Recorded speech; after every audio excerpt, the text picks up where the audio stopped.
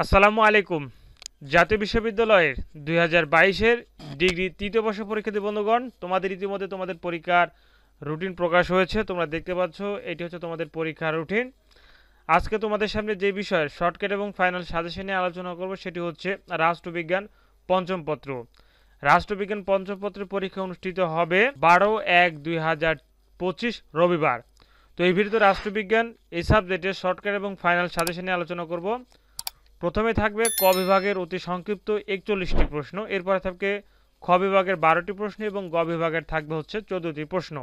তো তোমরা যদি এই সাজেশনটি অর্থাৎ যে সাজেশনটি নিয়ে আমি আলোচনা করছি এই সাজেশনটি তোমরা যদি কমপ্লিট করো তাহলে তোমাদের পরীক্ষায় ৮০ থেকে ৯০% প্রশ্ন কমন পড়বে। এক কথায় এই সাজেশনের বাইরে তোমাদের আর পড়ার প্রয়োজন হবে না। আর তোমাদের জন্য আমি প্রত্যেকটি প্রশ্নের সাথে কিন্তু অধ্যায় উল্লেখ করে দিয়েছি, তোমরা অতি সহজে ক বিভাগের প্রশ্নগুলো তোমরা দেখতে পাচ্ছ, ক বিভাগের প্রশ্নগুলো তোমরা খুঁজে বের করতে পারবে। এছাড়া খ বিভাগের প্রশ্নগুলো আমি অধ্যায়গুলো উল্লেখ করে দিয়েছি, তোমরা অতি সহজে খুব সহজে প্রশ্নগুলো খুঁজে বের করতে পারবে।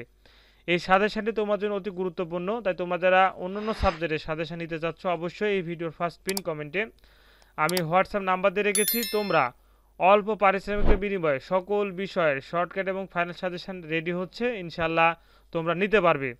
আর আমি তোমাদের সামনে এখন আলোচনা করছি রাষ্ট্রবিজ্ঞান পঞ্চম পত্র বিষয়টির বিষয়কোড হচ্ছে ১৩-১৯-০১ বাংলাদেশের স্থানীয় সরকার ও গ্রামীণ রাজনীতি। তোমরা এই সাজেশনটি কমপ্লিট করলে ৮০ থেকে ৯০% প্রশ্ন কমন আছে। প্রথমে শুরু করছি ক বিভাগের অতি সংক্ষিপ্ত প্রশ্ন বলে দিয়ে। টোটালি এখানে ক বিভাগের ৪১টি প্রশ্ন আছে। যেমন স্থানীয় সরকার বলতে কি বুঝো, তোমাদের সুবিধার্থে সাথে কিন্তু অধ্যায়ও লিখে দিয়েছি, তোমরা অতি সহজেই প্রশ্নগুলো খুঁজে বের করে পড়তে পারবে।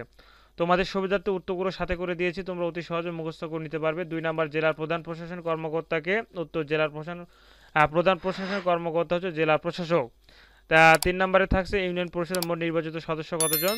১৩ জন। পৌরসভার প্রধানকে কি বলা হয়? মেয়র। চিরস্থায়ী বন্দোবস্ত কত সালে পাস করা হয়? ১৭৯৩ সালে। মৌলিক গণতন্ত্র আদেশ কত সালে জারি করা হয়?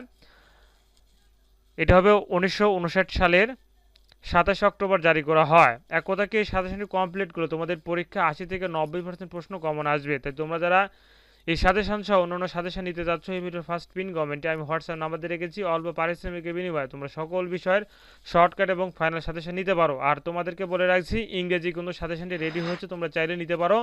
ইংরেজি সাজেশনটি কমপ্লিট করলে ৮০ থেকে ৯০% প্রশ্ন কমন আসবে। তাই তোমরা যারা অন্যান্য সাবজেক্টগুলো নিতে চাচ্ছ অবশ্যই ২০২২-এর ডিগ্রি তৃতীয় বর্ষ পরীক্ষার সকল বিষয় শর্টকাট এবং ফাইনাল সাজেশন নিতে অবশ্যই হোয়াটসঅ্যাপে নক করবে অল্প পারিশ্রমিকের বিনিময়ে। ধন্যবাদ। আসসালামু আলাইকুম।